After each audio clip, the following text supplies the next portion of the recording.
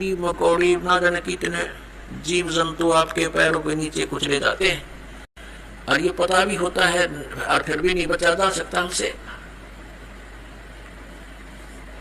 परमात्मा कहते पृथ्वी ऊपर पग दो धारे और करोड़ जीव एक दिन में मारे। अब कहने का भाव ये है कि जो हम साधना करते थे शास्त्र विधि को त्याग कर, उनसे पुण्य तो कोई बना नहीं था, क्योंकि वो शास्त्र विरुद्ध होगी। और पाप अपने आप बने थे।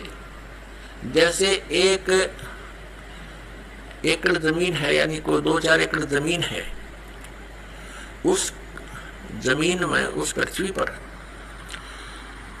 यदि उस जमीन से हम कुछ लाभ लेना चाहते हैं, जैसे कणक उगाना चाहते हैं, गेहूं, चना, बाजरा, ज्वार, कोई भी फसल हम बनाना चाहते हैं, तो उसके लिए हमें एक विशेष प्रयत्न करना पड़ेगा। वो घास पहले वाला काटना पड़ेगा, उसमें कोई झाड़ बोझने उग गए हैं वो काट काट के बाहर करने पड़ेंगे, और फिर हल से, ट्रैक्टर से, यानी परिश्रम करना पड़ेगा और पैसे लगाने पड़ेंगे।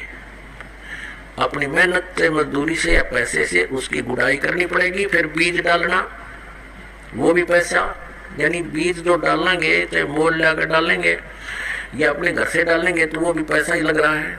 फिर सिंचाई का, उसके ऊपर फिर अपनी पर्सनल मेहनत, ये सब इतना व्यय करके और समय भी सारा दिन उसी के चक्कर में लगे रहना, तब जा करके कहीं फसल बनती है, गेहूं प्राप्त होते हैं। और उसी जमीन, उसी पृथ्वी को आप बिल्कुल ना छेड़ो, कुछ ना करो, उसमें फिर भी अपने आप अड़ंगा उग गया होगा, अपने आप इतना कुबाड़ू उसके अंदर उत्पन्न हो जाएगा, वो दिखे भी नहीं पृथ्वी है यहाँ पर, तो वो यूजलेस है। तो पुणात्मा, वो घास तो आप पे बन गया, वो अड़ंगा कुबाड़ तो आप पे उग गया, और फसल बनाने के लिए कितना प्रयत्न करना पड़ा, और वह भी फसल हुआ तो वरना भी हुआ। यहाँ की जो साधनाएं थी वो ऐसे टाइप की थी जैसे कोई इंद्र की गद्दी प्राप्त करने के लिए, स्वर्ग का राजा बनने के लिए तप या यज्ञ करते हैं,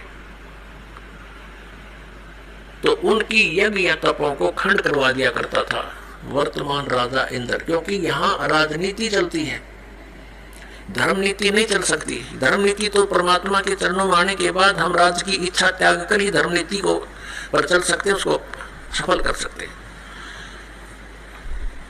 तो इंद्र अपनी राजनीति के आधार से कि कहीं कोई तेरी गद्दी प्राप्त करने की योग्य कोई ऐसा धार्मिक अनुष्ठान ना कर ले, तो उनको खत्म करवा देता था, किसी न किसी कारण से खंड करवा देता।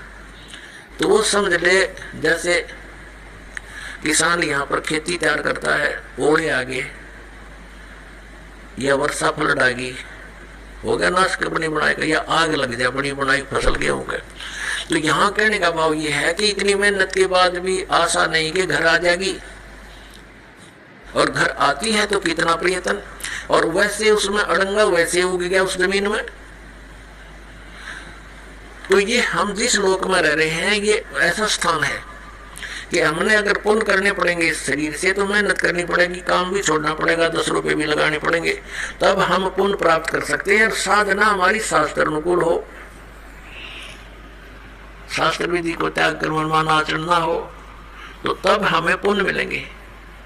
और पाप बराबर में लिखे जाएंगे, पाप अलग लिखे जाते हैं, पुण्य अलग लिखे जाते हैं। जब तक हम कबीर परमेश्वर की शरण में नहीं आते हैं, परम संत के माध्यम से, तब तक हम जो साधना करते हैं, चाहे वो शास्त्र अनुकूल भी क्यों ना हो, तो भी हमारी दोनों लिखे जाएंगे, पुण्य न्यारे पाप अलग, और दोनों ही हमें प्राप्त होंगे।